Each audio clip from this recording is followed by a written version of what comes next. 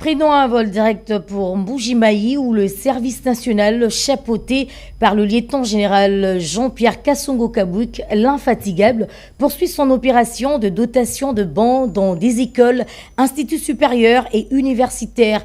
Lundi 3 mars dernier, c'était les tours de l'EP1 et de Mbuji-Mayi ainsi que de l'EP1 et EP2 24 novembre dans la province du Kasaï oriental des réceptionnés plus ou moins 300 bancs. Amoureux Sandemia dans ce reportage rendu par Moïse Makoro. L'opération Pas d'école sans banc s'étend désormais sur l'ensemble du territoire national. Après la capitale congolaise Kinshasa, c'est le tour de la ville de Mbuji-Mayi d'accueillir la délégation du service national chapeautée par le lieutenant général Jean-Pierre Kasongo-Kabwik.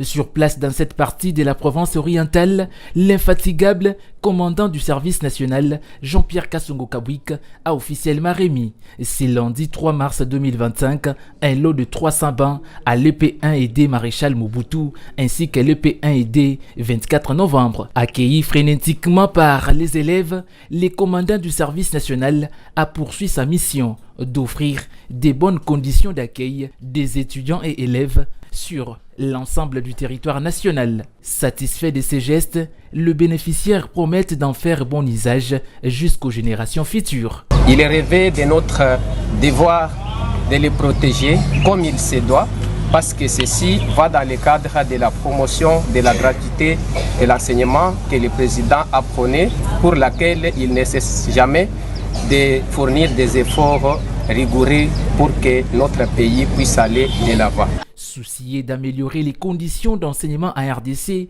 le patron du service national justifie le bien fondé de ses gestes. Ce qu'il y a devant nous montre l'ampleur, le courage et la détermination que nous devons avoir pour arriver à mettre nos enfants dans les bonnes conditions d'apprentissage. Pas une obsession de ma part, mais c'est une instruction que j'ai reçue de la part du commandant suprême. C'est lui qui a décrété la gratuité de l'enseignement fondamental, mais aussi qui tient à l'amélioration des conditions d'accueil de nos étudiants dans les universités. C'est devenu, oui, en fait, comme une obsession. Nous le faisons avec abnégation.